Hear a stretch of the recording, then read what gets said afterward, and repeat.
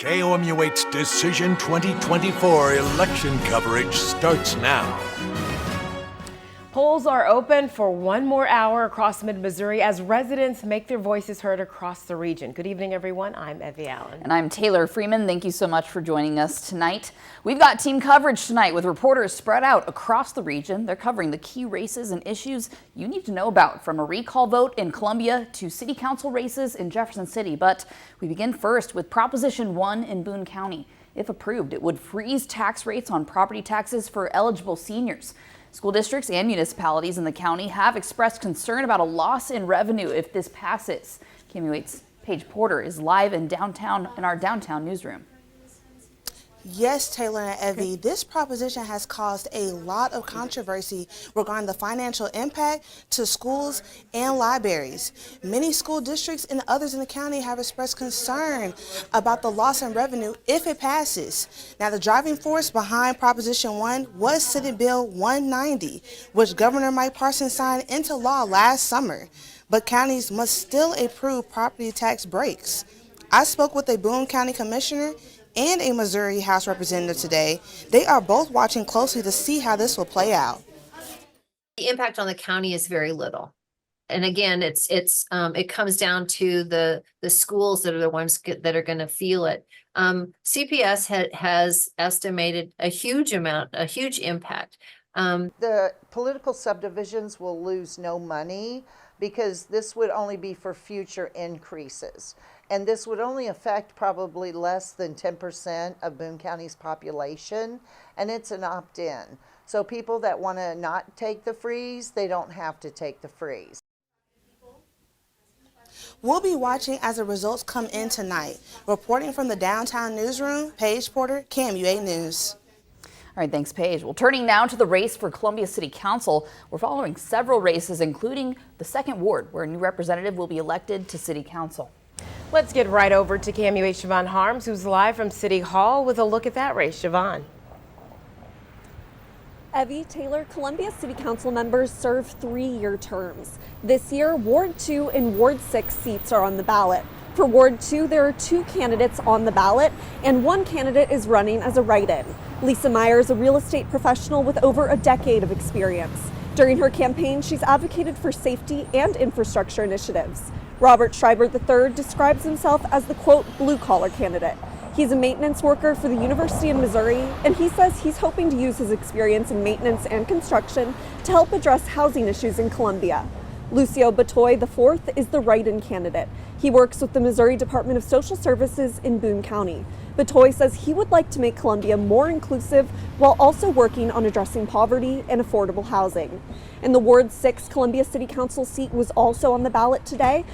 Betsy Peters was running unopposed for that seat, and she's the longest serving member of the Columbia City Council. Live in Columbia, Siobhan Harms, KOMU8 News.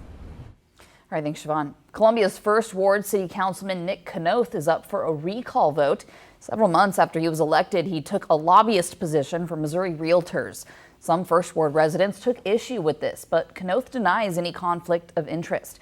He says he's not taken any vote or policy stance that is contrary to the interests of the 1st Ward. And now to the race for the Columbia Public School Board. KOMU8's Kate Devine joins us from CPS headquarters on Worley Street with a look at the candidates. Kate. Yes, Evie, Taylor, there are 3 candidates and 2 open seats, which means 2 out of the 3 candidates will walk away as board members today. Gene Snodgrass, Alvin Cobbins, and John Potter are in the spotlight, each vying for your support. Snodgrass, incumbent running for her 2nd term, emphasizes fairness and transparency. Cobbins, a first-time board candidate, prioritizes rebuilding trust and enhancing reading proficiency. And Potter, a 2nd-time board candidate, is campaigning for stricter cell phone policies and diversified board representation.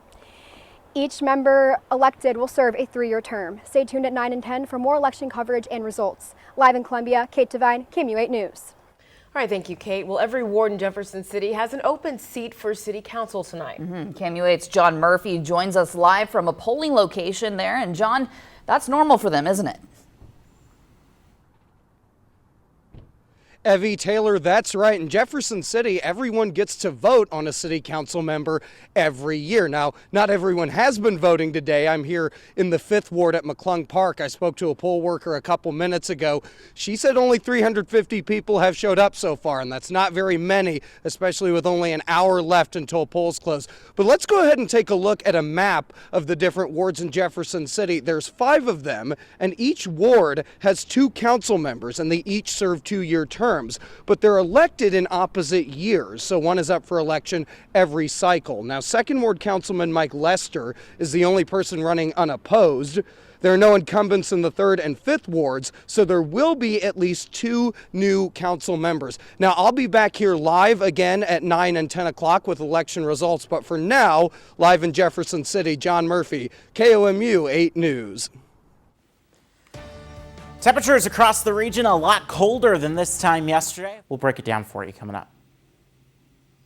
All right, thanks, Matt. Well, Columbia police officers could be seeing a raise soon. Columbia City Council approved at their meeting yesterday pay increases to hourly wages across the department.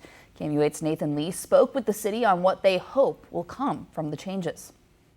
We made a commitment to employees to come back and address that, and these changes allowed us to do that. The Columbia City Council approved an increased pay plan for CPD officers, one city officials say was overdue given recent increases of starting salary. We're really confident that these changes are going to help us with both recruitment and retention. The city's new rate is based off years of experience, breaking off rates into 2 groups, P2 and P3. P2 starts out officers at nearly $29 an hour, eventually earning $36.99 13 years later. P3 starts at $38.84 with a max of $46.40 per hour 9 years later. The whole plan is expected to cost the city $800,000 per year. It's not just about bringing employees in that we haven't had before. It's also important to retain those employees we have. The Columbia Police Officers Association's lawyer Don Weaver agrees.